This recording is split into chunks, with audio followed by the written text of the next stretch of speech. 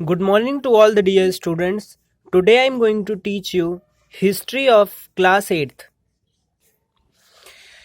Chapter number 8, Education in India under British rule. Traditional education in 18th century. 18th century तक या 18th century के पहले तक भारत में कई सारे एजुकेशनल सिस्टम सेंटर्स थे। जैसे यहाँ का सिस्टम जो था वो प्राइवेट और पब्लिक सिस्टम था, जिसमें ये क्या होता था कि पाठशाला और मदरसे थे जहाँ की बच्चों को पढ़ाया जाता था। वो आजकल के गुरुकुल मतलब आप कह सकते हैं जो बोर्डिंग स्कूल है उसी तरीके से हमारे देश में गुरुकुल था, और वहाँ बच्चे क्या करते थे, रुक करके अपना एजुकेशन ग्रहण करते थे। अब हम देखते हैं beginning of modern education in India. India में मॉडर्न एजुकेशन कैसे शुरू हुआ, जो आज आधुनिक शिक्षा है वो कैसे शुरू हुई। भारत में कई सारी सोसाइटीज़ रहती थी। जब अंग्रेज यहाँ आए तो कई सारी अंग्रेजी मिशनरीज या क्रिश्चियन मिशनरीज जो थी वो भारत में सुधार करना चाहती थी, और शुरू में यूरोपियंस जो आए थे वो केवल और केवल बिजनेस पर्पसेस के लिए भारत में आए, लेकिन बाद में उन्होंने ये समझा कि यहाँ लोग क्या है, अनएजुकेटेड हैं, और जो सिस्टम है एजुकेशन का वो बिल्कुल बहुत ही ट्रेडिशनल है, तो उसे बदलना चाहिए। इसमें राजा राम मोहन राय का भी विचार था। वो भी चाहते थे कि हमारी जो शिक्षा हो वो मॉडर्न तरीके की हो, यानी आधुनिक हो। एजुकेशन के साथ साथ भारत में कई सारी कुप्रथाएं भी थी, जैसे सोशल इविल्स जिसको हम कहते हैं, सती प्रथा, विडो रीमैरिज। ये भी क्या था कि ये एक तरीके की कह सकते हैं सामाजिक बुराइयां थी, उसे भी ख़त्म किया गया। शुरुआती प्रयास, अर्ली एफर्ट कैसे किए गए।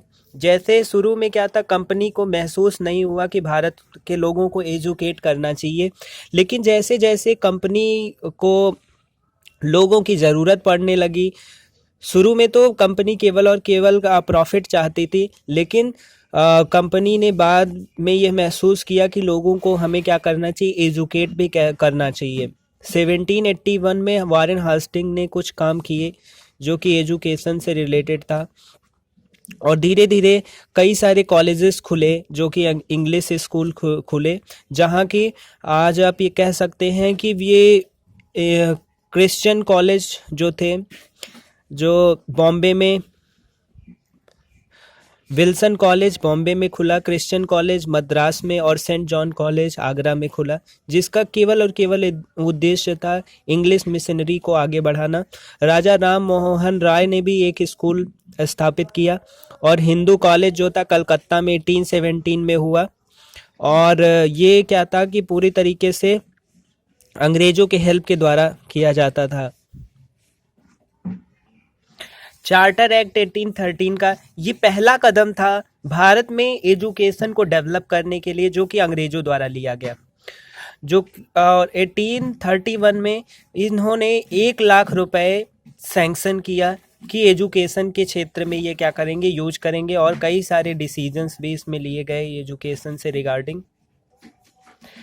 लॉर्ड मैकाले और उनके जो डिसीजन थे regarding to medium of instruction, 1835 में से लेकर के 1828 से 1835 तक ये लॉर्ड बेंटिंग का काल था, जिसमें राजा राम मोहन राय और लॉर्ड मैकाले जैसे रिप्रेजेंटेटिव थे जो इंडिया को प्रोग्रेसिव करना चाहते थे।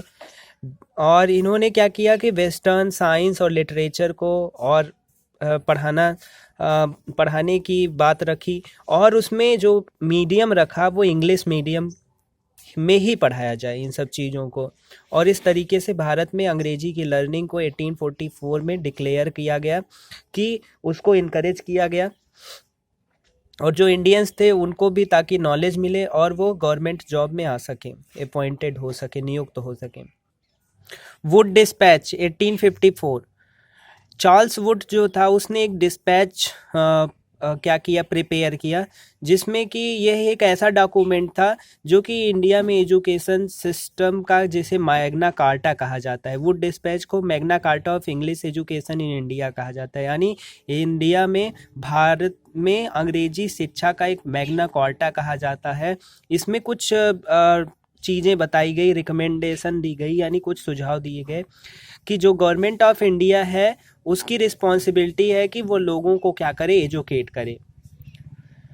और ग्रेडेड स्कूल भी बनाए जाए, जैसे university, colleges, high school, middle school, primary school भी इस्टेब्लिश किए जाएं।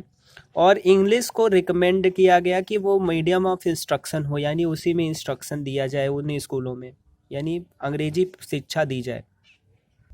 एक सिस्टम बनाया गया जिसमें कि क्या किया जाए कि जो कंडीशन है प्राइवेट एंटरप्राइजेस की, उसको क्या किया जाए, ज़्यादा से ज़्यादा सेटिस्फाई किया जाए और इनकरेज किया जाए। यूनिवर्सिटी भी सेटअप की गई कलकत्ता, बॉम्बे और मद्रास में। और इस तरीके से ये जो एक आइडियल डिस्पैच था जिसने कि भारत में कई सारे एजुकेशनल इंस्टीट्यूशन को इनकरेज किया और एजुकेशन इंडिया में इंग्लिश एजुकेशन को और भी ज़्यादा मजबूत किया। Drawback of modern education system, Bharat में जो ये नई शिक्षा नीतियाँ अपनाई गई, नई एजुकेशन सिस्टम जो आया, इससे कई सारे दुष्प्रभाव भी पड़े। इसके कुछ फ़ायदे भी देखने को मिले, लेकिन इसके कई सारे आप कह सकते हैं निगेटिव एस्पेक्ट भी देखे गए। निगलेक्ट ऑफ कॉमन पीपल, लोगों को, सामान्य लोगों को, कॉमन पीपल को एकदम निगलेक्ट किया गया, क्योंकि कंपनी और लोगों के मिडिल क्लास के बीच में बहुत बड़ा गैप था। और जिसमें कि जो लोग थे वो उसमें अच्छे अच्छे क्लर्क बनाया जाए, एडमिनिस्ट्रेशन को और भी स्मूथली बनाया जाए, इसलिए उसने ये किया गया, मतलब किया। मीडियम ऑफ इंस्ट्रक्शन इंग्लिश रखने से बहुत जो सामान्य लोग थे उनके लिए बहुत कठिन हो गया था कि इस लैंग्वेज को एक्वायर कर पाएँ। साइंटिफिक एंड टेक्निकल एजुकेशन को नेग्लेक्ट किया। अब शुरू में क्या किया, साइंटिफिक और टेक्निकल एजुकेशन में ध्यान तो दिया गया गवर्नमेंट द्वारा, लेकिन इसमें क्या किया गया, 1857 में मेडिकल कॉलेजेस खोले गए, कलकत्ता में, बम्बे में, मद्रास में। इंजीनियरिंग कॉलेज रुड़की में खोला गया, लेकिन यहाँ एडमिशन केवल अंग्रेज़ों को दिया जाता था या यूरोपियंस को दिया गया था, और इंडियंस की ज़्यादा संख्या जो थी वो उसको निगलेक्ट किया गया। Neglect of women education, women education यानी औरतों की शिक्षा पर भी बिल्कुल तरीके से ध्यान नहीं दिया गया, जिससे आप ये कह सकते हैं कि इसके कई सारे ड्रॉबैक्स थे। The idea of national education, यानी अंग्रेजों ने क्या किया कि केवल अंग्रेजी भाषा को ज़्यादा विकास करने के बारे में सोचा, और इसमें कई सारे इंडियंस भी थे जो सपोर्ट कर रहे थे अंग्रेज़ों को, लेकिन कुछ ऐसे भारतीय भी थे जैसे महात्मा गांधी और रविन्द्रनाथ टैगोर, इन्होंने अपने कल्चर और अपने लैंग्वेज को ज़्यादा महत्व दिया।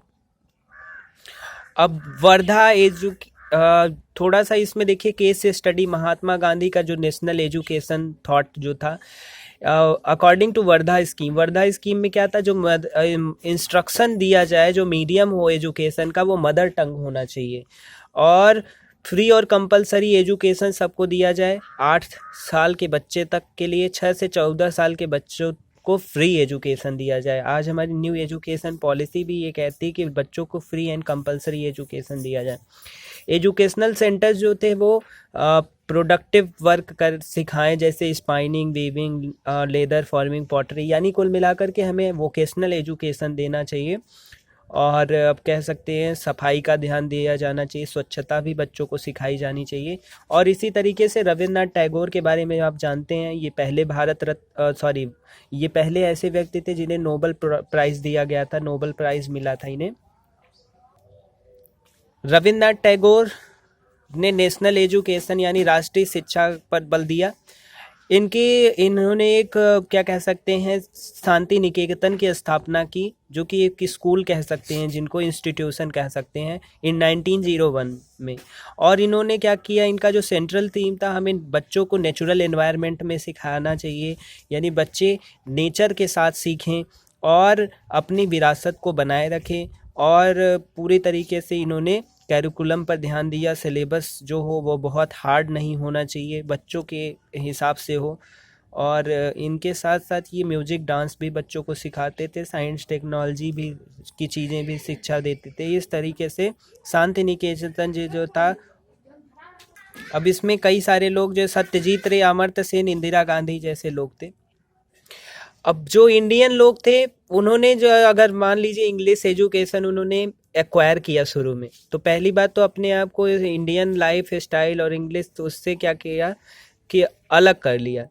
पूरी तरीके से, यानी आप कह सकते हैं कि पूरी तरीके से इंग्लिश रहन सहन, इस लाइफ स्टाइल उन्होंने अपना लिया और उन्हें जॉब भी मिलने लगी। और इस तरीके से बाद में क्या हुआ कि दे ज्वाइंड इंडियन नेशनल मूवमेंट। जब इंडियन नेशनल मूवमेंट हुआ तो उसने भी इन लोगों ने भी उसमें साथ दिया। अब हम एक्सरसाइजेस देखते हैं। Elementary education was important to the children of madrasas and pathshalas. Asiatic Society was set up by William Jones. Wood Dispatch was recommended in 1854. उसके बाद before coming of the British, a private as well as public system of education was prevalent in our country.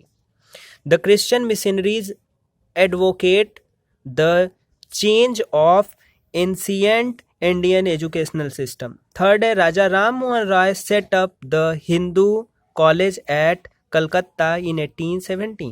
Lord Macaulay was in favor of making English the medium of education. Shanti Niketan was established by Rabindranath Tagore. Fill in the blanks.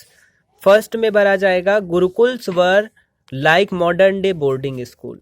Second है the company set aside an amount of 1 lakh for the educational purposes. Under the modern education system, the education for girls was neglected. Fourth number है Mahatma Gandhi and Rabindranath Tagore devised their own scheme of education. Match the following. Asiatic Society Bengal में, Wilson college Bombay में, Christian college third का आप मिलाइए किसमें, इसमें मद्रास में. Fourth saint John college that is in Agra.